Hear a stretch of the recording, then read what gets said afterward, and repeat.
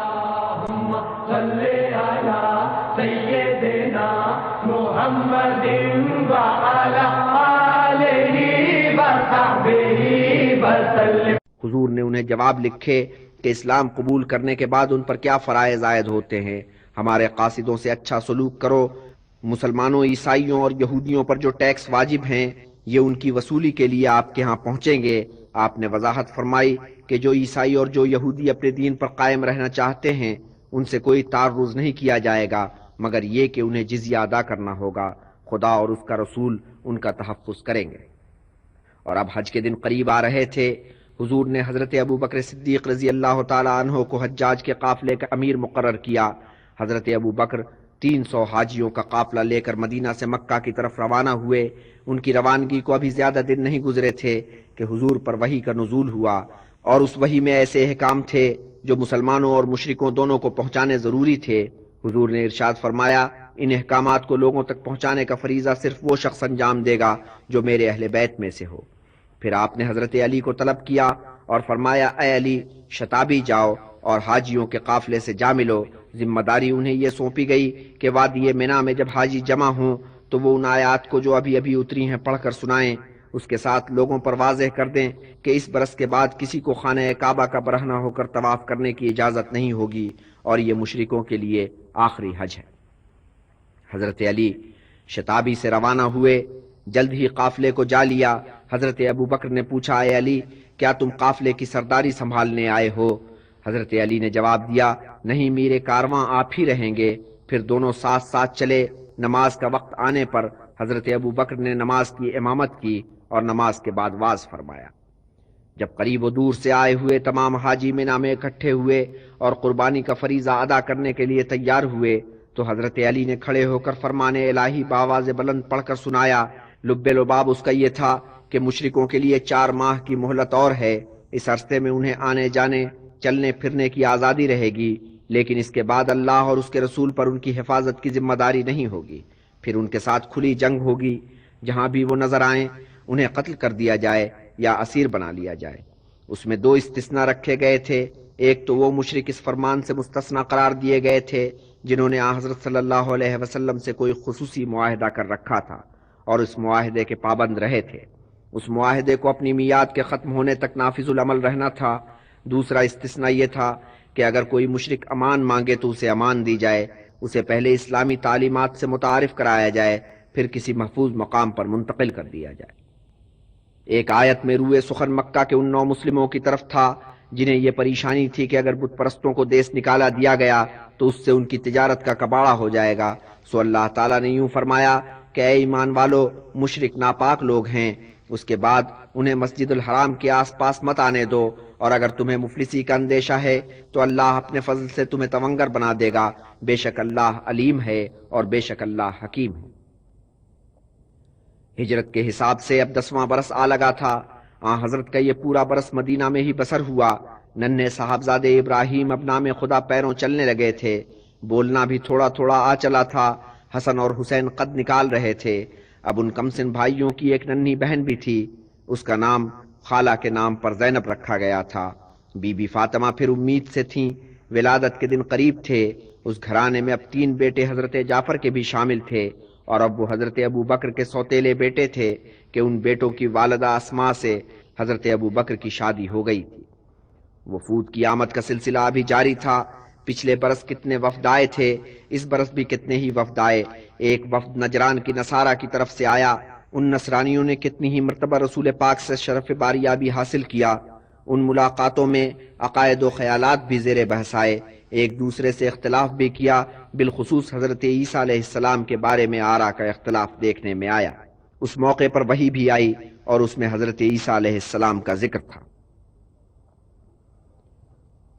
اور یہ بھی ہوا کہ اس باب میں شک کرنے والوں سے کہا گیا کہ جو شخص بھی اس باب میں رسول سے تکرار کہے تو اس سے یہ کہا جائے کہ پھر آ جاؤ، تم اپنے بیٹوں کو لاؤ، میں اپنے بیٹوں کو لاؤں گا، تم اپنے عورتوں کو لاؤ، میں اپنی عورتوں کو لاؤں گا، تم اپنے نفوس کو لاؤ، میں اپنے نفوس کو لاؤں گا، پھر ہم بد دعا کریں کہ ہم میں سے جو جھوٹ بولتا ہو اس پر خدا کا قہر گرے۔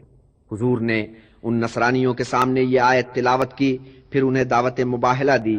فرمایا کہ میں اپنے اہل بیت کو لے کر آؤں گا، تم بھی اسی طور آؤ۔ اس آیت میں قضیہ نمٹانے کا جو طریقہ تجویز ہوا ہے اس طریقے کو اختیار کرتے ہیں اور قضیہ نمٹاتے ہیں۔ انہوں نے جواب دیا، ہم اس باب میں ذرا سوچ لیں۔ اور دوسرے دن جب وہ حضرت کی خدمت میں حاضر ہوئے تو انہوں نے دیکھا کہ آپ کملی اوڑھے بیٹھے ہیں، آپ کے قریب ہی حضرت علی بیٹھے ہیں، پیچھے بی بی فاطمہ بیٹھی ہیں، ساتھ میں ان کے دونوں صاحبزادے بیٹھے ہیں، اور حضرت نے کملی کو پھیلایا اور ان چاروں کو کملی کے اندر لے لیا۔ نصارہ نے یہ نقشہ دیکھا اور خائف ہوئے۔ انہوں نے کہا، ہم اپنے اختلاف کو اتنا طول نہیں دینا چاہتے کہ ایک دوسرے کے لیے بد دعا کریں۔ بہرحال ان لوگوں کے ساتھ حضرت کا معاہدہ طے پا گیا۔ طے یہ ہوا کہ اہل نجران مملکت اسلامیہ کو ٹیکس ادا کریں گے، اس کے بدلے میں مملکت اسلامیہ ان لوگوں کی جان و مال اور گرجا گھروں کی حفاظت کی ذمہ دار ہوگی۔ ہجرت کا 10واں برس اب جا رہا تھا۔ کتنے اطمینان سے دن گزر رہے تھے۔ مدینہ میں امن و چین تھا، اسلام کی روشنی دور دور تک پھیل چکی تھی، قریب و دور سے وفد آ رہے تھے، دوستی کے معاہدے ہو رہے تھے، اسلام کو قبولیت مل رہی تھی۔ اچانک ایک واقعہ گزرا کہ ساری خوشیاں موقوف ٹھہریں۔ رسول پاک کا دل اندوہ سے بھر گیا۔ ننھے صاحبزادے ابراہیم کو بیماری نے آن پکڑا۔ ماریا اور ان کی بہن سیرین نے بچے کی بہت تیمارداری کی۔ حضور نے بھی بہت دیکھ بھال کی، روز تشریف لاتے اور بیٹے کے سرہانے بیٹھے رہتے، مگر بیماری سے افاقہ نہ ہوا۔ آخری وقت میں حضرت موجود تھے۔ جب بچے نے اب آخری ہچکی لی تو حضور نے آغوش میں لے لیا اور آپ کی آنکھوں سے آنسو جاری ہو گئے۔ حضرت عبد الرحمن ابن عوف رضی اللہ تعالیٰ عنہ نے آپ کو گریا کرتے دیکھا تو بولے، یا رسول اللہ، آپ نے تو گریا سے لوگوں کو منع فرمایا تھا، مسلمان آپ کو گریا کرتے دیکھیں گے تو پھر وہ بھی گریا کیا کریں گے۔ حضور کا گریا جاری رہا، مگر جب دل کو قدر قرار آیا تو یوں ارشاد فرمایا کہ اے عبد الرحمن، میں نے اس سے تو منع نہیں کیا تھا، یہ تو درد مندی اور شفقت کے جذبات کا تقاضا ہے۔ اگر کسی کے ہاں درد مندی اور شفقت نہیں ہے تو اس کے ساتھ بھی کوئی درد مندی اور شفقت کا سلوک نہیں کرے گا۔ آپ نے توقف کیا، پھر درد بھرے لہجے میں گویا ہوئے کہ اے ابراہیم، موت ہر ذی حیات کا مقدر ہے اور ہم سے وعدہ کیا گیا ہے کہ دوسرے جہان میں ہمیں پھر ملنا ہے۔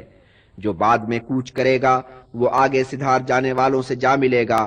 اگر اس وعدے پر ہمیں اعتبار نہ ہوتا اور موت کے اٹل ہونے کا یقین نہ ہوتا تو اے فرزند، یقین جان کہ ہمیں اب جو غم ہے اس سے کہیں بڑھ کر غم ہوتا، مگر اس اعتبار اور یقین کے باوجود اے ابراہیم، ہمارا کلیجہ غم سے بیٹھا جا رہا ہے، آنکھوں سے اشکوں کا سیلاب جاری ہے اور دل اندوہ سے بھرا ہوا ہے، مگر لب بند ہیں کہ مبادا زبان سے کوئی کلمہ نکل جائے جو ہمارے پروردگار کو پسند نہ ہو۔ پھر آپ چچا عباس اور ابن ام فضل کے پاس آئے۔ فضل نے اس کمسن کو غسل دیا اور کفنایا۔ حضرت اور چچا عباس غم سے نڈھال بیٹھے رہے اور خاموشی سے یہ دلگداز منظر دیکھتے رہے۔ فضل نے پھر اسے تختے پر لٹایا اور اس ننھے سے جنازے کو لے کر قبرستان کی طرف چلے۔ حضرت نے نماز جنازہ پڑھائی اور جب اسامہ اور فضل میت کو قبر میں اتار چکے تو آپ نے قبر کے سرہانے کھڑے ہو کر بیٹے کے لیے دعائے مغفرت کی۔ جب قبر پر مٹی پڑ چکی تو آپ نے پانی کی ایک مشک منگوائی اور اسے قبر پر چھڑکوایا۔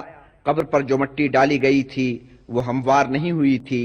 آپ نے یہ دیکھا اور اپنے ہاتھوں سے مٹی کو ہموار کیا، پھر یوں فرمایا، اس سے مردے کے لیے تو کوئی فرق نہیں پڑتا، اسے اس سے نہ تکلیف پہنچتی ہے نہ راحت ملتی ہے، مگر اس سے سوگواروں کو تسکین ہو جاتی۔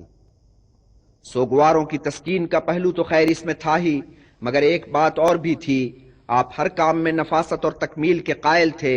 چنانچہ آپ نے اس موقع پر بھی ارشاد فرمایا کہ جب تم کوئی کام کرو تو نفاست کے ساتھ کرو اور اسے ایک مکمل شکل دو۔ اور حضرت علی رضی اللہ تعالیٰ عنہ نے اس باب میں حضرت کے خیالات کا خلاصہ اس طرح کیا کہ اے لوگو، دنیا کے کام ایسے کرو جیسے تمہیں ابد تک جینا ہے، اور عاقبت کے لیے کام اس طرح انجام دو جیسے تمہیں کل ہی مر جانا ہے۔ حضرت بیٹے کو منو مٹی تلے سلا کر قبرستان سے واپس ہوئے اور ابھی تدفین کو زیادہ دیر نہیں ہوئی تھی کہ سورج کو گہن لگ گیا۔ کچھ لوگوں نے اس کی توجیہ اس طرح کی کہ سورج نے رسول کو سوگوار دیکھا اور گہنا گیا۔ اس پر حضرت نے ارشاد فرمایا کہ لوگوں، چاند اور سورج اللہ کی نشانیوں میں سے دو نشانیاں ہیں، کسی خاکی کی موت سے اس کی روشنی مان نہیں پڑتی، سو اے لوگوں، جب تم انہیں گہن لگتا دیکھو تو مصلے پر بیٹھ جاؤ اور دعا کرو اس وقت تک جب تک انہیں گہن سے نجات نہ مل جائے۔ یہ اس وقت کی بات ہے جب مکہ فتح ہو چکا تھا اور حنین کا معرکہ مار کے لشکر اسلام مدینہ کی طرف واپس آ رہا تھا۔ رسول پاک اصحاب سے مخاطب ہوئے اور فرمایا، جہاد اصغر ہو چکا، اب ہم جہاد اکبر کی طرف جا رہے ہیں۔ ایک صحابی نے سوال کیا، اے خدا کے رسول، جہاد اکبر کیا ہے؟ فرمایا، نفس کے خلاف جہاد۔ اور اب واقعی یوں لگ رہا تھا کہ جہاد اصغر کا دور پورا ہو چکا۔ وہ پراشوب دن جب روز جنگ سر پہ کھڑی رہتی تھی گزر چکے تھے۔ امی جمی کے دن تھے، مدینہ امن کا گہوارہ بنا ہوا تھا، غزوات کی ہنگامہ خیزیوں سے فرصت تھی، اب چشم بینا حال کے ہنگاموں سے گزر کر آنے والے زمانوں کو دیکھ رہی تھی، اور آنے والے زمانے اس دانائے کل پر اس طرح منکشف ہو رہے تھے جیسے وہ مستقبل کی گم وادیوں سے نکل کر حال کی فضا میں سانس لے رہے ہوں۔ فرمایا، میری قوم میں سب سے اچھے تو وہ لوگ ہیں جو میرے عہد سے تعلق رکھتے ہیں، پھر وہ لوگ ہیں جو ان کے بعد آئیں گے، پھر وہ لوگ ہیں جو ان بعد والوں کے بعد آئیں گے، اور آپ کے عہد کے لوگوں میں وہ ممتاز ٹھہرے جنہیں آپ نے اپنے اصحاب میں شمار کیا، اور اصحاب میں چنیدہ وہ ٹھہرے جنہیں جنت کی بشارت دی گئی۔ یہ 10 اصحاب تھے، حضرت ابو بکر، حضرت عمر، حضرت عثمان، حضرت علی، حضرت عبد الرحمن ابن عوف، حضرت ابو عبیدہ، حضرت طلحہ، حضرت زبیر، حضرت سعد بن زہرہ، حضرت سعید بن زید۔ یہ اصحاب ایک دن حضور کی خدمت میں حاضر تھے اور آپ نے انہیں جنت کی بشارت دی، یوں وہ عشرہ مبشرہ ٹھہرے۔ اور فرمایا آپ نے کہ جنت 3 شخصوں کے لیے چشم براہ ہے، علی کے لیے، عمار کے لیے اور سلمان کے لیے۔ اور یوں ارشاد فرمایا آپ نے بی بی فاطمہ سے کہ اے فاطمہ، جنت کی بیویوں میں تیرا مقام سب سے بلند ہے، بس ایک عمران کی بیٹی مریم کا استثناء۔ اور آپ نے خبر دی، آپ کی حکمت و بصیرت سب سے بڑھ کر حضرت علی کے واسطے سے آنے والوں تک پہنچے گی۔ فرمایا، میں علم کا شہر ہوں، علی اس شہر کا دروازہ۔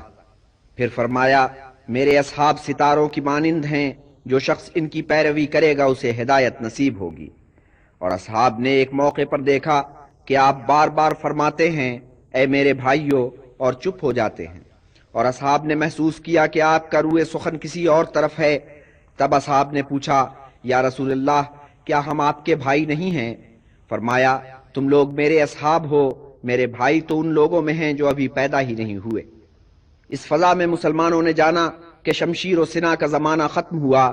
بعضوں نے اپنے ہتھیار بیچنے شروع کر دیے کہ جب تلواریں نیام سے نکلنی ہی نہیں ہیں تو انہیں رکھنے کا کیا فائدہ۔ جب آن حضرت تک یہ خبر پہنچی تو آپ نے اس سے منع کیا اور فرمایا، میری قوم میں کچھ لوگ ایسے بھی ہوں گے جو دجال کے نمودار ہونے کے وقت تک حق کے لیے جہاد کرتے رہیں گے۔ پھر فرمایا، جو کچھ میں جانتا ہوں وہ اگر تمہاری خبر میں بھی ہوتا تو تم ہنستے کم اور گریہ زیادہ کرتے۔ نیز ارشاد کیا کہ ایک زمانے کے بعد جو دوسرا زمانہ آئے گا وہ اس سے بدتر ہوگا۔ پھر خبردار کیا، اے لوگو، تم یہود و نصارہ کے پیرو بن جاؤ گے اور اس طرح ان کے قدم بقدم چلو گے کہ اگر وہ سانپ کے سوراخ میں اتریں گے تو تم بھی ان کے پیچھے پیچھے اس میں اتر جاؤ گے۔ پھر آپ نے ذکر کیا بنی نوع انسان کس طرح زوال کے گڑھے میں گرتے چلے جائیں گے۔ پھر یوں فرمایا کہ اسلام نے جب آغاز کیا تھا تو کس قدر اجنبی تھا، ایک وقت پھر آئے گا کہ وہ اسی طرح اجنبی ہو جائے گا۔ مگر آپ نے اس کے ساتھ ایک اچھی خبر بھی سنائی۔ فرمایا، اللہ تعالیٰ ہر 100 سال بعد اس قوم میں ایک مجدد بھیجے گا جو مذہب میں ایک نئی روح پھونکے گا۔ پھر خبر دی کہ زمانہ آخر کی ساری خرابیوں کے باوجود ایک خلیفہ ظہور کرے گا جسے لوگ مہدی کہہ کے پکاریں گے۔ یہ مہدی میری نسل سے ہوگا، پیشانی اس کی کشادہ ہوگی اور ناک سوئے کی مانند ہوگی۔ جتنا باطل اور ظلم و جبر کا دنیا میں غلبہ ہوا تھا اتنا ہی اس کے ہاتھوں اب حق و انصاف کا بول بالا ہوگا۔ اس کی حکمرانی 7 سال رہے گی۔ پھر خبر دی کہ مہدی کی حکمرانی کے اختتام پر دجال ظاہر ہوگا، ایک کانا آدمی کہ اس کی دائیں آنکھ سے روشنی یکسر زائل ہو چکی ہوگی۔ وہ شخص اللہ کی زمین میں فساد برپا کرے گا اور وہ شوبدہ باز ہوگا کہ شوبدے دکھا دکھا کر ایک خلقت کو اپنا پیروکار بنا لے گا۔ مگر صاحب ایمان لوگوں کا ایک گروہ ہوگا کہ اس کے خلاف جہاد کرے گا۔ فرمایا کہ جب یہ لوگ نماز کے لیے اپنی صفیں آراستہ کریں گے تو مریم کا بیٹا عیسیٰ آسمانوں سے اترے گا اور نماز میں ان کی امامت کرے گا، اور وہ اللہ کا دشمن جب عیسیٰ کو دیکھے گا تو ایسے گھلنے لگے گا جیسے نمک پانی میں گھلتا ہے۔ وہ تو یہ چاہے گا کہ اسی طور گھل کر معدوم ہو جائے، مگر اللہ تعالیٰ ایسا بندوبست کرے گا کہ وہ حضرت عیسیٰ کے ہاتھوں مارا جائے، اور عیسیٰ صاحب ایمان لوگوں کے گروہ کو اپنا نیزہ دکھائیں گے کہ اس کے خون سے آلودہ ہوگا۔ آپ نے کتنی ہی نشانیاں بتائیں جن سے لوگوں کو یہ پتہ چل جائے گا کہ زمانہ آخر کے واقعات اب رونما ہونے والے ہیں۔ اور یہ روایت بیان کی عبداللہ ابن عمر نے، اور عبداللہ ابن عمر نے سنی اپنے پدر بزرگوار عمر ابن الخطاب سے، اور بیان کیا عمر ابن الخطاب نے اس طرح کہ ایک دن یوں ہوا کہ ہم لوگ رسول اللہ صلی اللہ علیہ وسلم کے حضور حاضر تھے۔ ہمارے وہاں ہوتے ہوئے ایک شخص وارد ہوا جس کا لباس سفید براق تھا اور بال کالے سیاہ تھے۔ ہم میں سے کسی نے نہ پہچانا کہ یہ کون شخص ہے، اور مسافر بھی نہیں لگتا تھا کہ سفر کے کوئی آثار اس کے بشرے سے ظاہر نہیں تھے۔ وہ شخص حضرت کے روبرو دو زانو ہو بیٹھا، آپ کے زانوؤں پر اس نے اپنی ہتھیلیاں ٹکائیں اور یوں گویا ہوا، اے محمد مجھے بتائیے کہ اسلام کیا ہے؟ رسول اللہ صلی اللہ علیہ وسلم نے جواب دیا، اسلام شہادت ہے اس بات کی کہ اللہ کے سوا کوئی معبود نہیں اور محمد اللہ کے رسول ہیں، اور اسلام عبارت ہے نماز پڑھنے سے اور زکوٰۃ دینے سے اور رمضان شریف کے روزے رکھنے سے اور بشرط استطاعت حج کرنے سے۔ وہ شخص بولا، آپ نے صحیح بیان کیا۔ اور ہم حیران ہوئے کہ یہ کون شخص ہے کہ رسول اللہ سے سوال کرتا ہے پھر آپ کے بیان کی تصدیق کرتا ہے۔ پھر اس نے سوال کیا، بتائیے کہ ایمان کیا ہے؟ فرمایا، اللہ کو ماننا اور اس کے فرشتوں کو اور اس کے صحیفوں کو اور اس کے نبیوں کو اور قیامت کے دن کو، اور یہ ماننا کہ نیک و بد سب اس پروردگار کی طرف سے ہے۔ وہ شخص بولا، آپ نے صحیح بیان کیا۔ پھر سوال کیا، بتائیے کہ احسان کیا ہے؟ فرمایا، اللہ کے سامنے اس طرح سربسجود ہونا جیسے تو اسے دیکھ رہا ہے کہ اگر تو اسے نہیں دیکھ رہا تو وہ مجھے دیکھ رہا ہے۔ کہا، آپ نے صحیح بیان کیا۔ پھر سوال کیا، بتائیے کہ ساعت کیا ہے؟ فرمایا، جس سے سوال کیا گیا وہ بھی بس اتنا ہی جانتا ہے جتنا سوال کرنے والا جانتا ہے۔ کہا، اس کی نشانیاں بیان کیجئے۔ فرمایا، لونڈی آقا زادی کو جنے گی اور ننگے بھوکے برہ نہ پا چرواہے بلند و بالا عمارتیں کھڑی کریں گے کہ بلند سے بلند تر ہوتی جائیں گی۔ پھر وہ مرد اجنبی چلا گیا اور میں نے اس کے جانے کے بعد توقف کیا، اور رسول اللہ نے مجھ سے فرمایا، اے عمر تو نے جانا کہ سوال کرنے والا کون شخص تھا؟ میں نے عرض کیا، خدا اور اس کا رسول ہی بہتر جانتے ہیں۔ فرمایا، یہ جبرائیل امین تھے۔ رمضان کے دنوں میں حضرت کا وظیفہ یہ چلا آتا تھا کہ ماہ مبارک کے منجلے 10 دنوں کے لیے مسجد میں جا کر اعتکاف میں بیٹھ جاتے۔ کچھ اصحاب بھی آپ کی تقلید کرتے، لیکن اس برس یہ ہوا کہ منجلے 10 دنوں کا تو اعتکاف کیا ہی، مگر پھر اس اعتکاف کو اگلے 10 دنوں تک اور طول دے دیا، گویا رمضان کے آخر تک اعتکاف میں بیٹھے رہے۔ آپ نے اعتکاف میں بیٹھنے والے اصحاب سے ساتھ دینے کی فرمائش کی، سو وہ بھی رمضان کے آخر تک اعتکاف میں بیٹھے۔ رمضان ہی سے ایک روایت اور منسوب چلی آتی تھی، برس کے برس جبریل امین آسمانوں سے اتر کر آتے اور وہی سنتے کہ وہی سے کوئی آیت، کوئی کلمہ، کوئی لفظ آپ کے حافظے سے اتر تو نہیں گیا ہے۔ مگر اس برس ایک عجیب واقعہ گزرا۔ اعتکاف کے بعد حضرت نے بی بی فاطمہ سے راز میں ایک بات کہی اور تاکید کی کہ کسی سے اس کا ذکر مت کرنا۔ فرمایا، اے فاطمہ، جبریل امین برس کے برس آ کر مجھے قرآن سناتے اور مجھ سے قرآن سنتے، مگر اس برس انہوں نے قرآن سننے سنانے کا عمل 2 مرتبہ کیا۔ اس سے میں نے یہ جانا کہ میرا وقت آ گیا ہے۔ یہ شوال کے مہینے کا ذکر ہے۔ شوال گیا، ذی قعدہ کا مہینہ آیا، ہجرت کے 11ویں برس کا 11واں مہینہ۔ پورے مدینے میں اعلان کیا گیا کہ اس برس سفر حج میں میر کارواں رسول پاک ہوں گے۔ یہ فرحت اثر خبر مدینہ سے نکلی اور صحراؤں میں پھیلے ہوئے قبیلوں تک پہنچی۔ شہر مدینہ سے لے کر صحراؤں تک خوشی کی ایک لہر دوڑ گئی۔ دور دور کے قریوں سے، صحرائی بستیوں سے، نخلستانوں کے شاد و آباد شہروں سے عازمین حج چلے اور جوق در جوق مدینہ پہنچنے لگے۔ مدینہ میں خلقت جمع ہوتی چلی جا رہی تھی، حاجیوں کا قافلہ بڑھتا پھیلتا جا رہا تھا۔ رسول پاک کی ہمراہی میں حج کی سعادت کا موقع مل رہا تھا۔ اس موقع کو گنوانا کسی کو گوارا نہ تھا، اور پھر اس برس کا حج تو ویسے بھی ایک امتیاز رکھتا تھا۔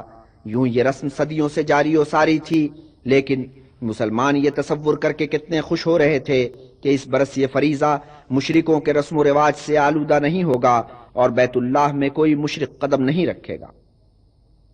حج اس برس خالص مسلمانوں کا حج ہوگا۔ حاجیوں کا قافلہ نرالی شان سے مدینہ سے چلا۔ رسول پاک میر کارواں تھے۔ 30,000 عازمین حج آپ کے جلو میں چل رہے تھے، ان میں مرد بھی تھے، بیبیاں بھی تھیں۔ حضرت کی ساری ازواج آپ کے ہمراہ تھیں اور ہودوں میں جلوہ افروز تھیں۔ حضرت عبد الرحمن ابن عوف اور حضرت عثمان ابن عفان رضی اللہ تعالیٰ عنہ ان کی نگہبانی کر رہے تھے۔ حضرت ابو بکر کے ہمراہ ان کی زوجہ بی بی اسما بھی تھیں۔ اس وقت وہ پورے دنوں سے تھیں۔ ابتدائے سفر ہی میں ایک پڑاؤ پر انہیں درد ذہن بیکل کیا، بیٹا پیدا ہوا، اس کا نام محمد رکھا گیا۔ حضرت ابو بکر نے سوچا کہ نیک بخت بی بی کو واپس مدینہ روانہ کر دیا جائے، مگر حضرت نے اس تجویز کو پسند نہیں کیا۔ آپ نے خیال ظاہر کیا کہ بی بی چلہ نہا لیں اور پاک صاف ہو کر حج کے لیے چلی چلیں۔ مدینہ سے روانہ ہوئے اب 10 دن ہو چکے تھے۔ سورج غروب ہو رہا تھا اور قافلہ اس درے کے پاس پہنچ چکا تھا جس سے ہو کر آپ فاتحانہ مکہ میں داخل ہوئے تھے۔ رات آپ نے یہیں بسر کی، منہ اندھیرے یہاں سے ڈیرا اٹھایا اور وادی میں داخل ہوئے۔ جب دور سے خانہ کعبہ نظر آیا تو آپ نے قصوہ کی نکیل چھوڑ کر دونوں ہاتھ احتراماً بلند کیے، پھر بائیں ہاتھ سے نکیل پکڑی اور دایاں ہاتھ دعا کے لیے اٹھائے رکھا۔ آپ نے دعا کی کہ اے الہی، اس گھر کو بنی نوع انسان کی نظروں میں جو عزت و حرمت حاصل ہے اس میں اضافہ کر، اس کی شان رحمت کو بڑھا، اسے زیادہ برکت والا بنا۔ آپ مسجد الحرام میں داخل ہوئے اور خانہ کعبہ کا 7 مرتبہ طواف کیا، بعد اس کے مقام ابراہیم پر جا کر نماز ادا کی، پھر مقام صفا پر تشریف لے گئے۔ وہاں پہنچ کر صفا اور مروہ کے درمیان 7 پھیرے لگائے، وہاں سے واپس مسجد الحرام میں آئے، پھر بنی عبد الدار کے عثمان کو جو کلید بردار تھے ہمراہ لے کر خانہ کعبہ میں ورود کیا۔ حضرت بلال اور حضرت اسامہ پہلے کی طرح اس مرتبہ بھی آپ کے ساتھ تھے، مگر اس شام جب آپ نے بی بی عائشہ کے خیمے میں قدم رنجہ فرمایا تو اس بی بی نے دیکھا کہ آپ کسی قدر افسردہ ہیں۔ انہوں نے وجہ افسردگی پوچھی تو فرمایا کہ میں نے آج ایسا اقدام کیا ہے جو نہ کرتا تو مناسب ہوتا۔ میں حرم میں داخل ہوا، ہمیں اس کا طواف کرنے کا حکم ہے، اس میں داخل ہونے کا حکم نہیں ہے۔ ہو سکتا ہے کہ آگے چل کر میرے لوگوں میں سے کوئی اس موقع پر اندر داخل نہ ہو سکے اور اس پر اس کی روح میں بے چینی پیدا ہو۔ ام ہانی نے آپ سے التجا کی کہ آپ میرے غریب خانے میں قیام فرمائیں۔ آپ نے یہ بات منظور نہیں کی۔ مکہ کے کسی بھی گھر میں قیام آپ کو منظور نہیں تھا۔ چاند کے 8ویں دن آپ قصوہ پر سوار ہو کر وادی منا کی طرف چلے، باقی حجاج بھی آپ کے پیچھے پیچھے چلے۔ رات آپ نے یہیں گزاری، صبح نور کے تڑکے عرفہ کی طرف روانہ ہوئے۔ یہ مکہ کے مشرق میں 30 میل کے فاصلے پر ایک کشادہ وادی ہے۔ یہ طائف کو جانے والی راہ میں ہے، شمال میں اور مشرق میں طائف کے پہاڑوں سے گھری ہے، مگر ان پہاڑوں سے الگ اس وادی کے درمیان ایک اور پہاڑی ہے، اسے بھی عرفہ کہا جاتا ہے۔ حضرت نے اس روز اسی پہاڑی پر ڈیرا کیا۔ مکہ والوں میں سے بعض کو تعجب ہوا کہ رسول اللہ کعبہ سے اتنی دور کیسے نکل گئے۔ اصل میں اہل قریش میں تو یہ رواج چلا آ رہا تھا کہ وہ اس موقع پر مکہ کی حدود میں رہتے تھے، اس دلیل کے ساتھ کہ ہم تو اللہ والے ہیں، مگر حضرت نے یہ فرمایا کہ حضرت ابراہیم کی ہدایت تھی کہ دن اس مقام پر گزارا جائے، اسے انہوں نے حج کا لازمہ قرار دیا تھا۔ اس طرح گویا آپ نے حج کی قدامت لوگوں پر جتائی اور کتنی ہی مرتبہ ورثہ ابراہیمی کے الفاظ آپ کی زبان پر آئے۔ حج کی تقریب بھرپور تھی، خلقت امڈی ہوئی تھی، اہل ایمان کا ایک سمندر تھا کہ ٹھانٹے مار رہا تھا۔ حضرت نے ایک نقیب کو طلب کیا اور لوگوں تک اپنی بات پہنچائی۔ صفوان کے بھائی ربیہ کی آواز بہت بلند تھی، یہ فریضہ ان کے سپرد کیا گیا۔ وہ مجمع کے بیچ کھڑے ہو کر پکارے، اے لوگوں سنو کہ رسول اللہ کیا فرماتے ہیں۔ دیکھتے ہو کہ یہ کون سا مہینہ ہے؟ مجمع پہ ایک سکوت طاری ہو گیا اور ربیہ اونچی آواز سے بولے، یہ ماہ مقدس ہے۔ پھر انہوں نے پکار کر سوال کیا، اے لوگوں دیکھتے ہو یہ کون سی زمین ہے؟ مجمع پر پھر سناٹا طاری ہو گیا اور ربیہ بڑی آواز سے پکارے، یہ ارض مقدس ہے۔ پھر انہوں نے پکار کر سوال کیا، اے لوگوں دیکھتے ہو کہ یہ کون سا دن ہے؟ پھر مجمع پہ خاموشی چھا گئی اور ربیہ نے کہا، آج کا دن حج اکبر کا دن ہے۔ اس کے بعد حضرت صلی اللہ علیہ وسلم نے ربیہ کو کچھ ہدایات دیں اور ربیہ نے پکار پکار کر اعلان کیا، اے مسلمانوں، تحقیق کہ اللہ تعالیٰ نے تمہارے لیے ایک دوسرے کے جان و مال کا احترام واجب ٹھہرایا ہے، اسی طرح جس طرح اس خالق حقیقی نے تمہاری اس سرزمین پر تمہارے اس مہینے میں تمہارے اس دن کو حرمت والا دن قرار دیا ہے۔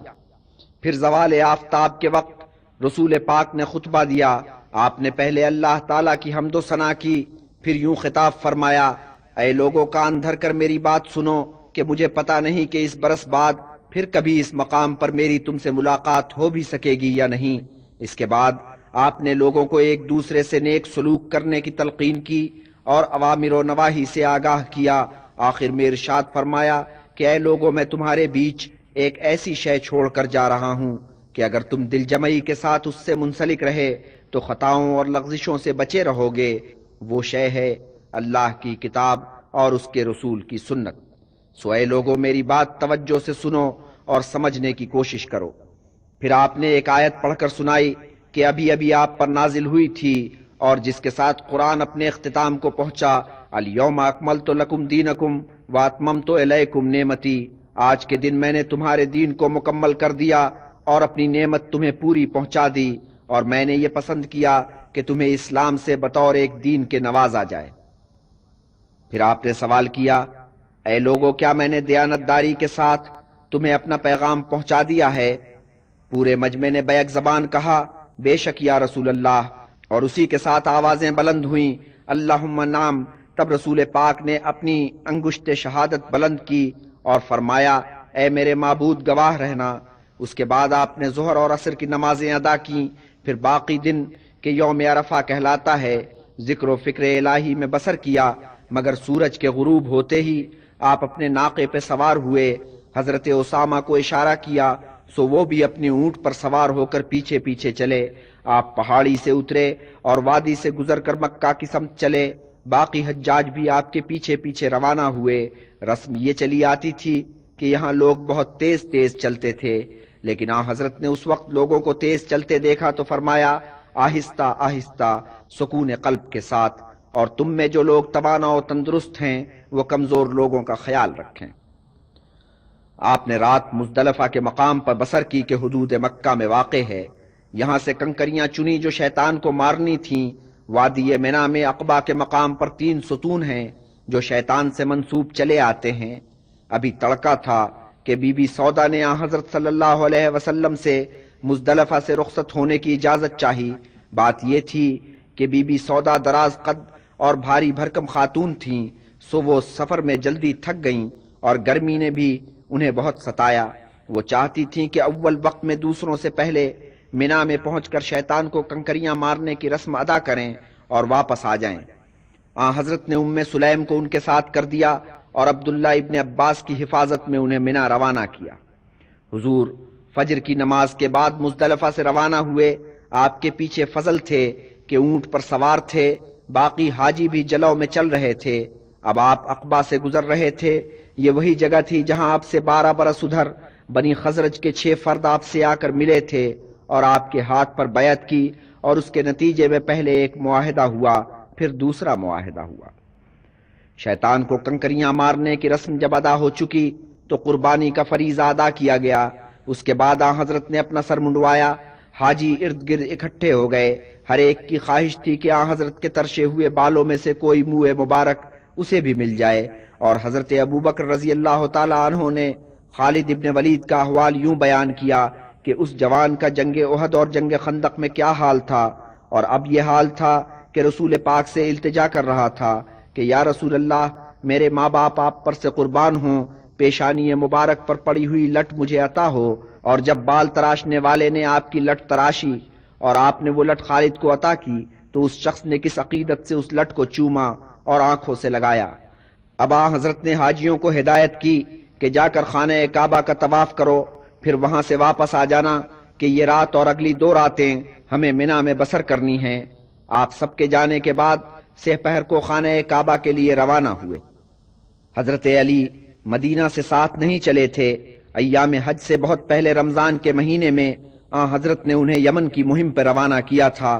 300 گھڑ سوار ان کی کمان میں دیے گئے تھے۔ مہم سر کر کے اب وہ مکہ آ رہے تھے، اور کس برق رفتاری کے ساتھ آ رہے تھے کہ جلدی سے پہنچ کر رسول کا دیدار کریں اور آپ کے ساتھ حج کرنے کی سعادت حاصل کریں۔ بس وقت پر پہنچے اور حج کا فریضہ ساتھ ادا کیا، مگر راستے میں ایک عجب واقعہ گزر گیا کشیدگی دوران سفر شروع ہوئی اور مکہ میں آ جانے کے بعد بھی جاری رہی۔ مال غنیمت میں جو 5واں حصہ مملکت کے لیے مخصوص تھا، اس میں ململ کے تھان اتنے تھے کہ ان سے پورے لشکر کے لیے لباس تیار ہو سکتا تھا، مگر حضرت علی نے یہ طے کیا تھا کہ اس مال کو بالکل ہاتھ نہ لگایا جائے، جوں کا تواں حضرت کی خدمت میں پیش کر دیا جائے۔ مگر حضرت علی نے جس شخص کو اس مال کا نگران مقرر کیا، اس نے حضرت علی کی عارضی عدم موجودگی سے فائدہ اٹھایا۔ لشکر والوں نے اسے پھسلایا اور وہ پھسلائے میں آ گیا۔ ہر لشکری کو اس کی ضرورت کے مطابق ململ بانٹ دی۔ حضرت علی جب واپس آئے تو دیکھا کہ ہر لشکری نے ململ کا نیا لباس پہن رکھا ہے۔ نگراں سے آپ نے باز پرس کی۔ اس نے جواب دیا کہ میں نے یہ سوچ کر لشکر والوں کو کپڑا دے دیا کہ جب وہ مکہ میں داخل ہوں تو ان کے تن پہ اچھا لباس ہو۔ حضرت علی نے اس حرکت کو ناپسند کیا۔ انہوں نے حکم جاری کیا کہ مال غنیمت سے جس نے جتنا کپڑا لیا ہے وہ واپس کر دے۔ لشکریوں نے اس کا بہت برا مانا۔ مکہ میں جب پہنچے تو آن حضرت کے سامنے پہنچ کر حضرت علی کے خلاف باتیں کیں۔ تب آن حضرت نے فرمایا، اے لوگو، علی پر تہمتیں مت لگاؤ، وہ بندہ خدا اللہ کی راہ میں اتنی سخت احتیاط برتتا ہے کہ اس پر کوئی الزام لگ ہی نہیں سکتا۔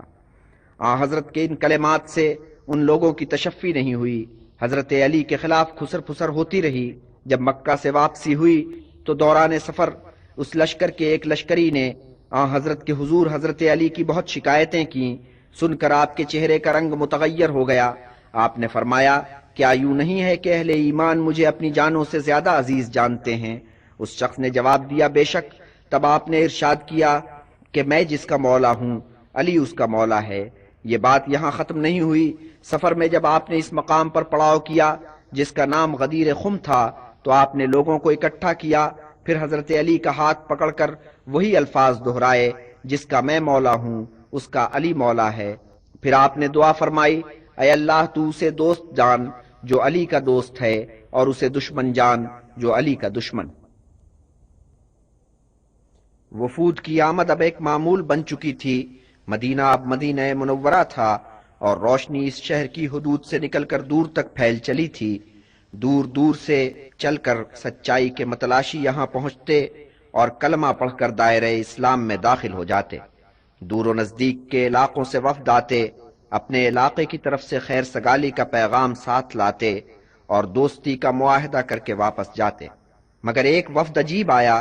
یہ یمامہ سے آیا تھا، بنی حنیفہ کی طرف سے، کہ ایک عیسائی قبیلہ تھا۔ اس قبیلے کا علاقہ نجد کی مشرقی سرحد پر اس کے بالکل متصل واقع تھا۔ یہ لوگ پہلے اسلام قبول کرنے پر رضامند ہو چکے تھے، مگر اس کے بعد وہاں ایک نیا گل کھلا۔ ایک شخص نے اٹھ کر نبوت کا دعویٰ کر ڈالا۔ اس شخص کا نام مسیلمہ تھا۔ اس مدعی نبوت نے آن حضرت کے نام رقعہ لکھ کر 2 قاصدوں کے حوالے کیا کہ جاؤ اور میرا رقعہ رسول اللہ کو پہنچا دو۔ حاجیوں کا قافلہ مدینہ سے واپس آ چکا تھا۔ بس اس کے چند دن بعد 2 قاصدوں پر مشتمل یہ وفد یمامہ سے چل کر مدینہ پہنچا۔ رقعہ حضرت کو پیش کیا۔ رقعے کا مضمون یہ تھا، اللہ کے نبی مسیلمہ کی جانب سے، اللہ کے نبی محمد کے نام، تم پر خدا کی رحمت ہو۔ تمہارے اختیار میں مجھے بھی شریک بنایا گیا ہے۔ یہ خطہ ارض آدھا ہمارا ہے اور آدھا قریش کا ہے، اگرچہ یہ لوگ نافرمان ہیں۔ رسول پاک نے ان دونوں قاصدوں سے پوچھا کہ اے قاصدو، تمہارا اس باب میں کیا خیال ہے؟ انہوں نے جواب دیا کہ جو مسیلمہ کی رائے وہ ہماری رائے۔ اس پر حضرت صلی اللہ علیہ وسلم نے فرمایا کہ قسم ہے خدا پاک کی کہ اگر قاصدوں کا قتل ایک ناواجب فعل نہ ہوتا تو میں تمہارے سر قلم کر دیتا۔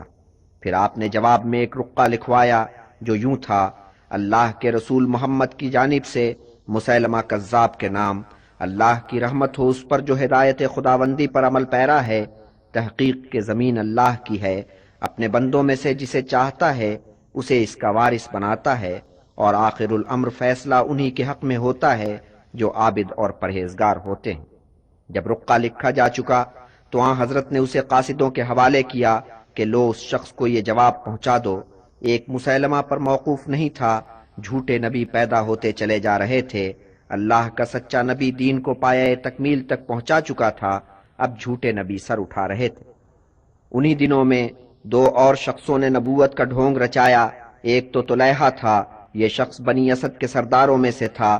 دوسرا شخص اسود ابن کعب تھا کہ یمن سے تعلق رکھتا تھا۔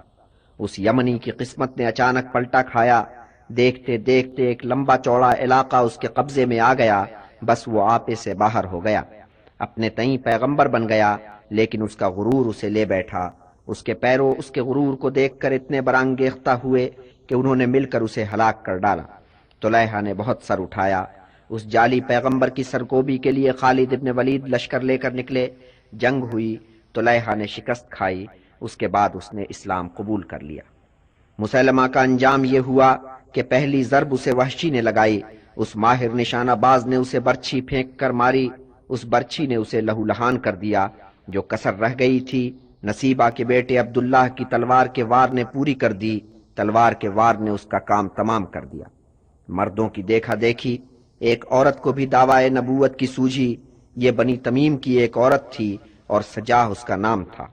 یہ سب جعلی نبی اچانک نمودار ہوئے، دم بھر کے لیے چمکے اور ماند پڑتے چلے گئے، لیکن جس وقت یہ نمودار ہوئے ہیں اس وقت یوں لگتا تھا کہ وہ اسلام کی راہ میں بہت مشکلات پیدا کریں گے۔ حجۃ الوداع کے فوراً بعد ان کی نمود ہوئی۔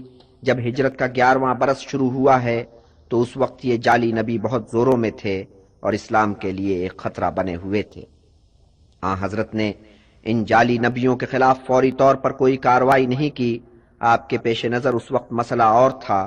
اسلامی مملکت کی شمالی سرحد پر آپ کو ایک بڑا خطرہ منڈلاتا نظر آ رہا تھا، پہلے اس کا سد باب ضروری تھا۔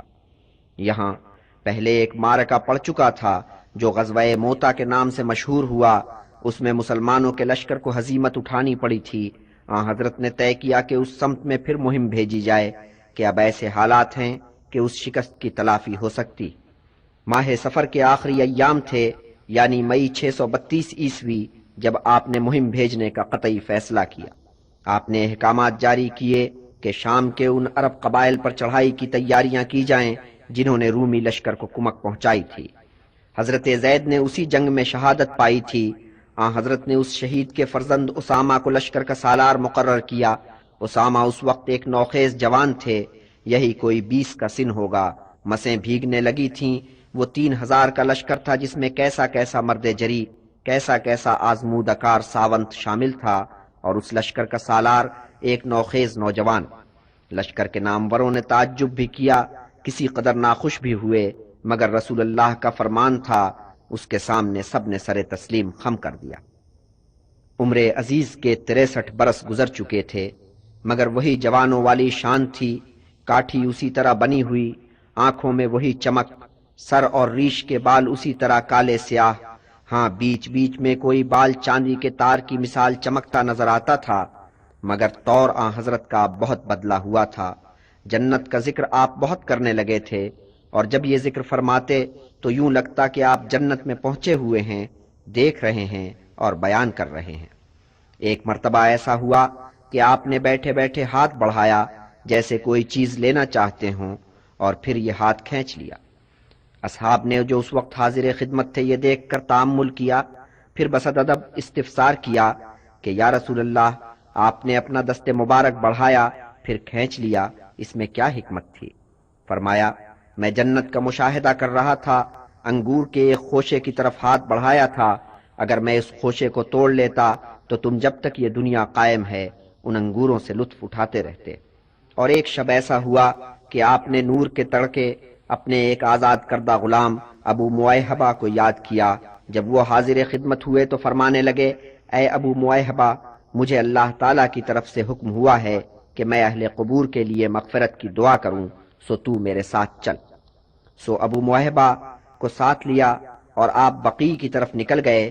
پھر اس دکان خاک سے یوں مخاطب ہوئے، اے قبروں میں سونے والو، تم پر رحمت ہو، تم جس عالم میں ہو چاہیے کہ اس پر خوشی مناؤ۔ جیتے لوگ اس گھڑی جس عالم میں ہیں اس کے مقابلے میں یہ عالم جس میں تم ہو بدرجہ بہتر ہے۔ فتنے یوں امڑ رہے ہیں جیسے کالی رات میں اندھیرا دل بادل امڑ رہا ہو، ایک تانتا بندھا ہوا ہے، اور ہر آنے والا فتنہ گزرتے فتنے سے بدتر دکھائی دیتا ہے۔ بعد اس کے آپ ابو معیہبہ سے مخاطب ہوئے اور فرمایا کہ مجھے دنیا کے خزانوں کی کنجیاں پیش کی گئیں اور حیات جاویدانی اور اس کے ساتھ جنت، پھر مجھے چناؤ کا اختیار دیا گیا۔ اس درمیان کے چاہو تو یہ نعمتیں پسند کر لو، اور چاہو تو اللہ تعالیٰ سے ملاقات اور اس کے ساتھ جنت کو قبول کر لو۔ ابو معیہبہ نے کہا یا رسول اللہ، میرے ماں باپ آپ پر سے قربان ہوں، آپ دنیا کے خزانوں کی کنجیاں اور حیات جاویدانی اور جنت کا انتخاب کر لیں۔ حضرت نے فرمایا عزیز، انتخاب تو میں کر چکا، میں نے اللہ تعالیٰ سے ملاقات اور جنت کو پسند کر لیا ہے۔ پھر اس کے بعد آپ نے بقیع میں آرام کرنے والوں کے لیے دعائے مغفرت کی۔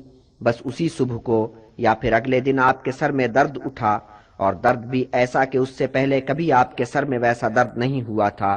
پھر بھی آپ مسجد میں تشریف لے گئے، نماز کی امامت کی، پھر آپ ممبر پہ پہنچے، شہدائے احد کے لیے دعائے مغفرت کی، اور اس لہجے میں جیسے آج آخری بار ان شہیدوں کے لیے مغفرت کی دعا کر رہے ہوں۔ پھر یوں ارشاد فرمایا اے لوگو، اللہ کے بندوں میں ایک بندہ ایسا بھی ہے جسے اللہ نے اس باب میں انتخاب کا حق عطا کیا کہ وہ اس نعمت دنیا کو پسند کرے یا نعمت خداوندی کو، اور اس بندے نے نعمت خداوندی کو انتخاب کیا۔ حضرت ابو بکر نے ارشاد نبوی سنا اور گریہ کیا۔ انہیں احساس ہو گیا تھا کہ جس بندے خدا کی طرف حضرت نے اشارہ کیا ہے وہ آپ خود ہیں، اور جس نعمت خداوندی کو آپ نے انتخاب کیا ہے وہ موت ہے۔ حضرت نے جان لیا کہ حضرت ابو بکر بات کی تہ تک پہنچ گئے ہیں۔ آپ نے انہیں رونے سے منع فرمایا، پھر ارشاد کیا اے لوگوں، میں سب سے زیادہ ابو بکر کی رفاقت اور فیاضی کا ممنون ہوں۔ اگر خلق خدا میں سے کسی کو میں جگری دوست کے طور پر انتخاب کرتا تو وہ ابو بکر ہوتے، مگر ہمارے لیے ایمان کا رشتہ اخوت و رفاقت کافی ہے۔ یہ رشتہ قیامت تک قائم رہے گا، اس وقت تک جب اللہ تعالیٰ کے حضور ہم ایک نئی وحدت میں ضم ہو جائیں گے۔ پھر آپ نے ارد گرد نظر ڈالی، ان دروازوں پر آپ کی نظر گئی جو مسجد میں کھلتے تھے۔ یہ ان رہائشی مکانوں کے دروازے تھے جو مسجد کے ارد گرد واقع تھے۔ آپ نے فرمایا کہ ابو بکر کے گھر کے دروازے کو چھوڑ کر باقی دروازے بند کر دیے جائیں۔ آخر میں آپ نے فرمایا اب تم لوگوں سے میری ملاقات حوض کوثر پہ ہوگی، اور بے شک اس مقام سے جہاں میں اس وقت کھڑا ہوں مجھے حوض کوثر صاف نظر آ رہا ہے۔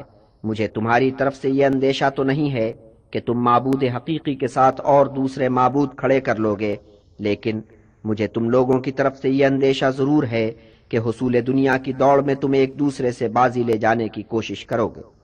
یہ فرما کر آپ منبر سے اتر آئے۔ تب آپ مسجد سے نکل کر بی بی میمونہ کی حرم سرا میں تشریف لے گئے۔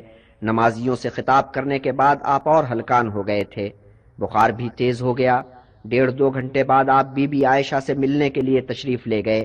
ویسے تو آج بی بی میمونہ کی حرم سرا میں قیام کا دن تھا، مگر حضرت یہ چاہتے تھے کہ بی بی عائشہ آپ کی علالت سے بے خبر نہ رہیں۔ ادھر بی بی عائشہ بھی سر کے درد میں مبتلا تھیں۔ جب آپ ان کی حرم سرا میں داخل ہوئے وہ درد سے کراہ رہی تھیں۔ ہائے اللہ، میرا تو سر پھٹا جا رہا ہے، حضرت عائشہ نے فرمایا۔ حضرت نے سن کر فرمایا اے عائشہ، تیرا سر نہیں میرا سر ہے کہ پھٹا جا رہا ہے۔ یہ کہتے کہتے آپ نے بی بی عائشہ کو غور سے دیکھا۔ آپ شاید یہ سمجھنے کی کوشش کر رہے تھے کہ کہیں خدا نخواستہ کسی جان لیوا بیماری کے تو اثر آثار نہیں ہیں۔ جب ایسے آثار آپ کو نظر نہ آئے تو آپ نے فرمایا یوں ہوتا تو بہتر ہوتا، میرے جیتے جی یہ واقعہ گزرتا تو اے عائشہ میں تیری مغفرت کی دعا کر سکتا اور کفن دفن کے فرض سے عہدہ برا ہو سکتا۔ حضرت جس لہجے میں بول رہے تھے اس پر بی بی عائشہ کا ماتھا ٹھنکا۔ انہوں نے بھانپ لیا کہ حضرت کی طبیعت اچھی نہیں ہے، لیکن انہوں نے اپنی پریشانی ظاہر نہیں ہونے دی۔ ایسی باتیں کرنے لگیں جیسے کوئی بات ہی نہیں ہے، اور اتنی شگفتہ مزاجی سے گفتگو کی کہ حضرت دم بھر کے لیے کھل اٹھے۔ تھوڑے سے مسکرائے بھی، مگر اچانک پھر وہی کلمہ زبان پر آ گیا، نہیں سر تو میرا پھٹا جا رہا ہے۔ اٹھ کھڑے ہوئے اور واپس بی بی میمونہ کی حرم سرا کی طرف چلے۔ حضرت کی کوشش تھی کہ معمولات میں فرق نہ آئے۔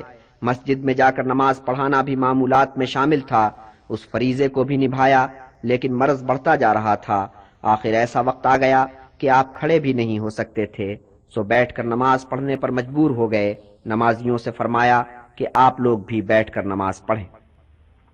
ادھر لوگوں میں اسامہ ابن زید کے خلاف کانا پھوسی شروع ہو گئی تھی۔ حضرت نے جب ان کی سالاری کا اعلان کیا تھا تو اس وقت تو کسی کو بولنے کی مجال نہیں ہوئی، لیکن اس کے بعد دبے لفظوں میں اعتراضات شروع ہو گئے کہ اتنی اہم مہم کی سالاری ایک الہڑ نوجوان کے سپرد کر دی گئی ہے۔ ہوتے ہوتے یہ بات حضرت کے کانوں تک پہنچی۔ آپ اسے اعتراض کا جواب دینا چاہتے تھے، مگر نقاہت بہت بڑھ گئی تھی اور بخار بہت تیز تھا۔ آپ نے اپنی ازواج سے فرمایا کہ نیک بختو ایسا کرو کہ مختلف کنووں سے 7 مشکیں بھروا کر منگواؤ اور مجھ پر انڈیل دو، پھر انشاءاللہ میں اس قابل ہو جاؤں گا کہ جا کر لوگوں سے خطاب کر سکوں۔ ازواج نے اس خواہش کی تعمیل کی۔ بی بی حفصہ ایک ناند لے کر بی بی عائشہ کی حرم سرا میں پہنچیں، دوسری ازواج پانی لے کر آئیں۔ آپ کو ناند میں بٹھایا گیا اور اوپر سے پانی انڈیلا گیا۔ اس غسل کے بعد ازواج نے آپ کو لباس پہنایا اور آپ کے سر مبارک پر پٹی باندھی، اور 2 شخص سہارا دے کر آپ کو مسجد میں لے گئے۔ آپ ممبر پہ بیٹھے اور حاضرین سے یوں خطاب فرمایا: اے لوگو، اسامہ کے لشکر کو رخصت کرو، اگرچہ تمہیں اس کی سالاری پر اعتراض ہے، اسی طرح جس طرح تم نے اب سے پہلے اس کے باپ کی سالاری پر اعتراض کیا تھا، مگر وہ سالار ہونے کا اہل ہے، اسی طرح جس طرح اس کا باپ سالار ہونے کا اہل تھا۔ یہ فرما کر آپ ممبر سے اتر آئے۔ جس طرح دوسروں کا سہارا لے کر مسجد میں تشریف لائے تھے، اسی طرح سہارا لے کر واپس ہوئے اور بی بی عائشہ کی حرم سرا میں پہنچے۔ آپ کے خطاب کا اثر ہوا۔ لشکر کی تیاری لوگوں کے اعتراض کے باعث کھٹائی میں پڑ گئی تھی، اب اس میں تیزی آ گئی، لوگ مہم کے لیے مستعد ہونے لگے۔ بہت جلدی لشکر تیار ہوا اور اسامہ کی سالاری میں کوچ شروع ہو گیا۔ اسامہ نے مدینے سے نکل کر جرف کے مقام پر پڑاؤ کیا۔ یہ مقام مدینہ سے شمال کی سمت 3 میل کے فاصلے پر واقع تھا۔ اب جب نماز کا وقت آیا تو آن حضرت کی نقاہت اس درجہ بڑھ چکی تھی کہ آپ کو بیٹھ کر بھی نماز ادا کرنا دوبھر ہو رہا تھا۔ آپ نے محسوس کیا کہ اب آپ امامت نہیں فرما سکتے۔ آپ نے ازواج سے فرمایا: ابو بکر سے کہو وہ امامت کا فریضہ انجام دیں۔ بی بی عائشہ بولیں: یا رسول اللہ، میرے باپ ابو بکر بہت رقیق القلب ہیں، جب قرآن کی تلاوت کرتے ہیں تو ان پر رقت طاری ہو جاتی ہے، آواز بھی ان کی ایسی بلند نہیں ہے۔ حضرت نے سنی انسنی کی اور فرمایا: ابو بکر سے کہو جماعت کی امامت کرے۔ اب کہ بی بی عائشہ نے حضرت حفصہ کو اشارہ کیا کہ تم یہ بات کہو، حضرت نے تب اپنی ناگواری کا اظہار کیا اور پھر اپنی ہدایت کو دہرایا۔ سو پھر علالت کے باقی ایام میں حضرت ابو بکر نے نماز پڑھانے کا فریضہ انجام دیا۔ حضرت نے زیادہ وقت اس طرح گزارا کہ بی بی عائشہ کے زانو پر سر رکھ کر لیٹے رہتے۔ جب بی بی فاطمہ آ جاتی تو بی بی عائشہ چلی جاتی کہ باپ بیٹی کے بیچ میں مخل نہ ہوں۔ ایک ایسے ہی موقع پر بی بی عائشہ نے دیکھا کہ باپ نے بیٹی کے کان میں کچھ کہا اور بیٹی نے رونا شروع کر دیا۔ باپ نے پھر بیٹی کے کان میں کچھ کہا اور بیٹی روتے روتے مسکرا اٹھی۔ جب بی بی فاطمہ اٹھ کر جانے لگیں تو بی بی عائشہ نے پوچھا کہ فاطمہ، حضرت نے تم سے کیا فرمایا تھا کہ پہلے تم روئیں پھر تم مسکرائیں؟ بی بی فاطمہ نے جواب دیا کہ راز کی کچھ باتیں تھیں، میں وہ راز افشا نہیں کر سکتی۔ کہیں بعد میں بی بی فاطمہ نے بتایا کہ بابا نے مجھ سے فرمایا تھا کہ اب میں جیوں گا نہیں، اس پر میں نے رونا شروع کر دیا۔ پھر بابا نے فرمایا: بیٹی، میرے گھرانے میں سے جو فرد سب سے پہلے آخرت میں آ کر مجھے ملے گی وہ تم ہو۔ اس پر میں کھل گئی۔ اب 11 ہجری تھا، مہینہ ربیع الاول کا تھا اور وہ ربیع الاول کی 12 تاریخ تھی اور دن پیر کا تھا، یعنی بمطابق 8 جون سن 632 عیسوی۔ اس صبح کو حضرت کا بخار اتر گیا۔ اگرچہ نقاہت بہت تھی مگر آپ نے طے کیا کہ اب مسجد میں جا کر نماز ادا کریں گے۔ آپ نے جب مسجد میں قدم رکھا تو جماعت شروع ہو چکی تھی، اس کے ساتھ ہی صفوں میں ایک تھر تھری دوڑ گئی۔ حضرت ابو بکر کو نماز پڑھاتے پڑھاتے احساس ہوا کہ صفوں میں اس وقت بے کلی ہے، اور انہوں نے فوراً بھانپ لیا کہ رسول اللہ تشریف لے آئے ہیں۔ وہ اسی طرح بغیر مڑے ہوئے امامت کے مقام سے سرکنے لگے تھے، مگر حضرت نے قریب جا کر ان کے کاندھے پہ ہاتھ رکھا اور فرمایا: نماز تم ہی پڑھاؤ گے، اور ان کے برابر کھڑے ہو کر آپ نے نماز پڑھنی شروع کر دی۔ حضرت کی طبیعت اب قدرے بحال تھی اور سب خوش تھے کہ حضرت شفا یاب ہو گئے۔ پورے مدینہ میں مسرت کی ایک لہر دوڑ گئی۔ اسی اثناء میں اسامہ جرف سے چل کر یہاں پہنچے۔ وہ اس پریشانی میں پڑاؤ چھوڑ کر آئے تھے کہ پتہ نہیں حضرت اب کس حال میں ہیں۔ یہاں آ کر دیکھا کہ حضور کی طبیعت بحال ہے، نمازیوں کے بیچ مسجد میں رونق افروز ہیں۔ یہ دیکھ کر ان کا دل باغ باغ ہو گیا۔ حضرت نے فرمایا: اے اسامہ، اب تم کوچ کرو، نصرت خداوندی تمہارے ساتھ ہے۔ سو اسامہ حضرت سے رخصت ہوئے اور واپس پڑاؤ کی طرف چلے گئے۔ حضرت ابو بکر بھی مطمئن ہو گئے، سوچا کہ حضرت کی طبیعت تو اب سنبھل ہی گئی ہے۔ سو انہوں نے حضرت سے رخصت لی اور اپنی زوجہ حبیبہ سے ملاقات کے لیے مدینہ کے بالائی علاقے کی طرف روانہ ہو گئے۔ حبیبہ خارجہ کی بیٹی تھیں۔ یہ وہی بزرگ تھے کہ اب سے 10 برس پہلے جب حضرت ابو بکر مدینہ آئے تھے تو ان کے گھر ٹھہرے تھے۔ حبیبہ شادی کے بعد بھی ابھی تک اپنے میکے میں تھیں۔ حضرت ابو بکر وہیں ان سے ملنے گئے تھے۔ حضرت فضل اور صوبان کے کاندھوں پر ہاتھ رکھ کر آہستہ آہستہ مسجد سے نکلے اور بی بی عائشہ کی حرم سرا کی طرف چلے۔ حضرت علی اور چچا عباس پیچھے پیچھے چلے، لیکن حرم سرا میں وہ زیادہ دیر نہیں ٹھہرے۔ حضرت کو پہنچا کر جلد ہی وہاں سے اٹھائے۔ راستے میں کتنے ہی لوگوں نے پوچھا کہ اب حضور کا حال کیا ہے۔ حضرت علی نے ہر ایک کو یہی جواب دیا کہ اب افاقہ ہے، لیکن پوچھنے والے ادھر ادھر ہوئے تو حضرت عباس نے حضرت علی کا ہاتھ تھاما اور کہا، اے علی، قسم اللہ پاک کی، میں رسول اللہ کے چہرے مبارک پر موت کی پرچھائی دیکھ رہا ہوں۔ میں نے اپنے قبیلے کے بزرگوں کو دیکھ رکھا ہے، آخری وقت میں ان کے چہروں پر بالکل اسی قسم کی کیفیت نظر آتی تھی۔ حضرت اب اپنے بستر پر آ لیٹے تھے۔ آپ کا سر بی بی عائشہ کی گود میں تھا اور یوں نظر آ رہا تھا جیسے آپ کے جسم سے ساری طاقت کھنچ گئی ہو۔ لیکن جب بی بی عائشہ کے بھائی عبد الرحمن وہاں آئے تو ان کے ہاتھ میں مسواک دیکھ کر حضرت کی نظریں اس پر جم گئیں۔ بی بی عائشہ سمجھ گئیں کہ حضرت کو مسواک کی طلب ہے، سو انہوں نے بھائی کے ہاتھ سے مسواک لے لی اور پھر حضرت کے ہاتھ میں اسے تھما دیا۔ اور حضرت پر اگرچہ بہت ذوف طاری تھا، پھر بھی انہوں نے مسواک سے دانتوں کو رگڑا۔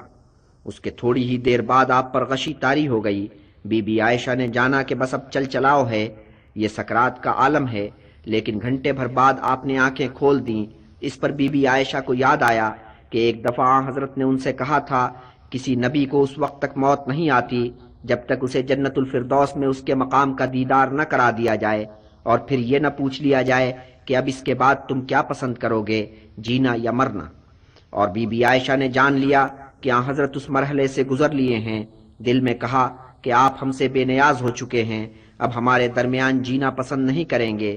پھر انہوں نے دیکھا کہ حضرت منہ ہی منہ میں کچھ فرما رہے ہیں۔ کان لگا کر سنا، فرما رہے تھے، اب جنت الفردوس میں ملاقات ہوگی ان برگزیدہ ہستیوں سے جن پر باری تعالیٰ نے اپنی رحمتیں نازل کی ہیں، نبیوں سے اور ولیوں سے اور شہیدوں سے اور نیکوکاروں سے، ایسی ہستیوں سے ملاقات، سبحان اللہ۔ پھر کان لگا کر سنا، فرما رہے تھے، بار الہ وصال چاہتا ہوں، وصال مولا۔ اور یہ آخری الفاظ تھے جو آپ کے لبوں پر آئے۔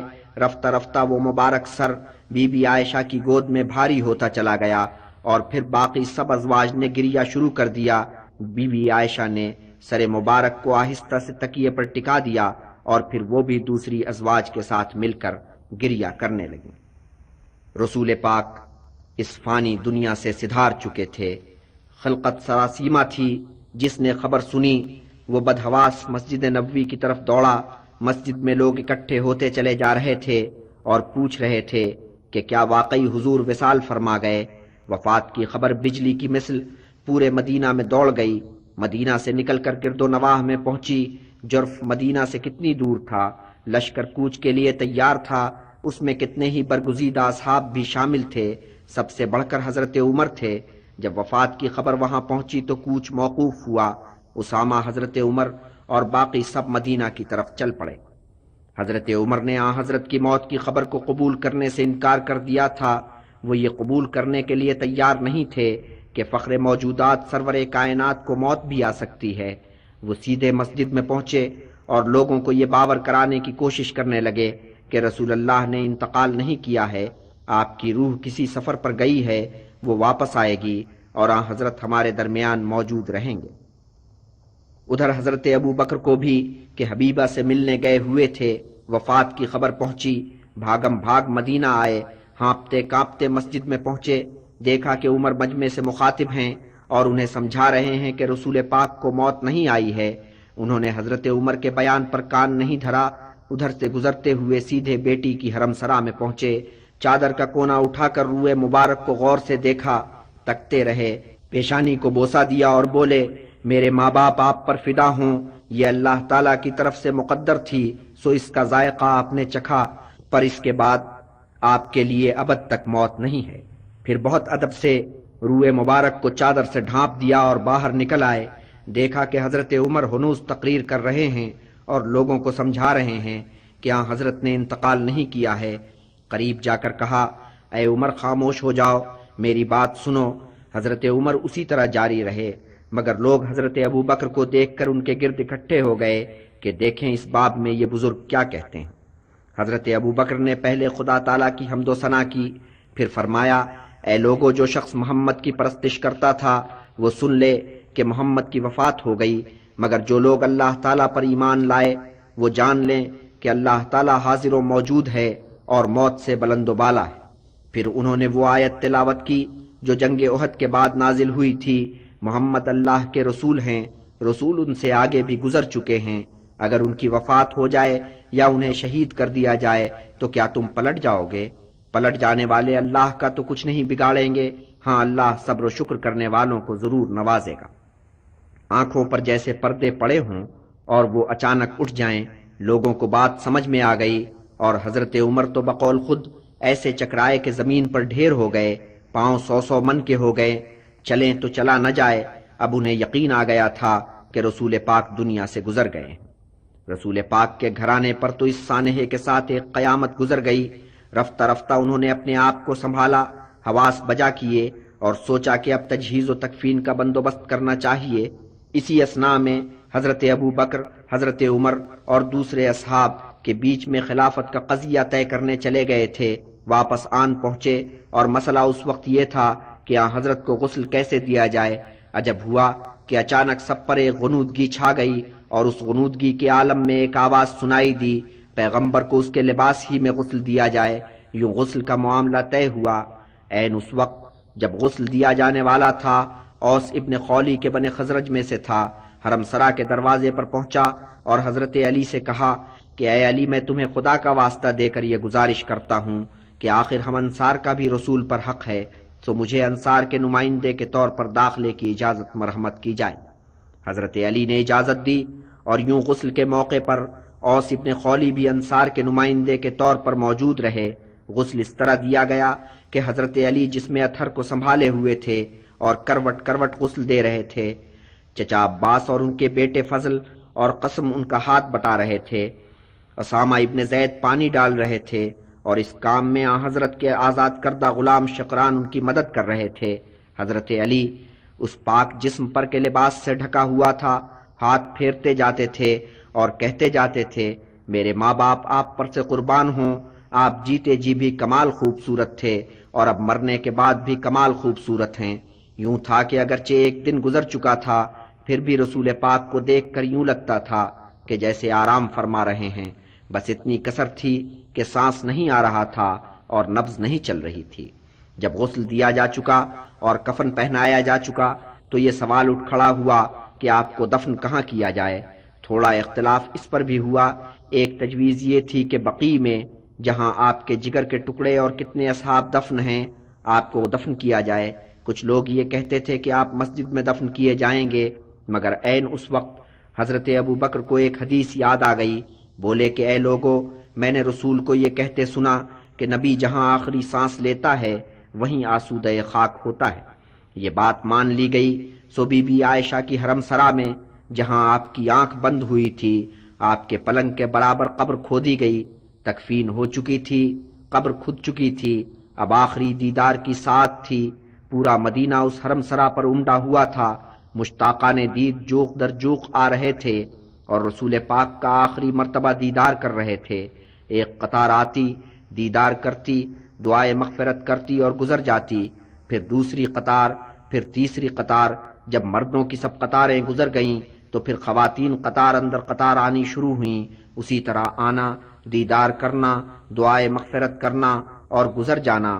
خواتین کے بعد بچوں کی قطاریں آنی شروع ہو گئیں۔ اب رات تھی اور حضرت علی رسول پاک کو قبر میں اتار رہے تھے۔ مدینہ منورہ غم کی تاریکی میں ڈوبا ہوا تھا، دل الم سے لبریز تھے، آنکھوں سے آنسو جاری تھے۔ وہ چہرے مبارک اپنے حسن و جمال کے ساتھ نظروں میں سمایا ہوا تھا۔ وہ باوقار آواز رہ رہ کر کانوں میں گونج رہی تھی۔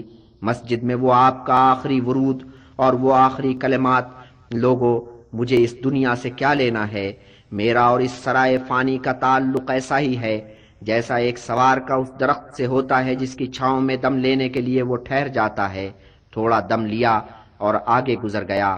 اے لوگو، میں تم سے پہلے کوچ کر رہا ہوں اور سنو کہ میں تم پر گواہ ہوں، اور اب میں حوض کوثر پر تم سے ملاقات کروں گا۔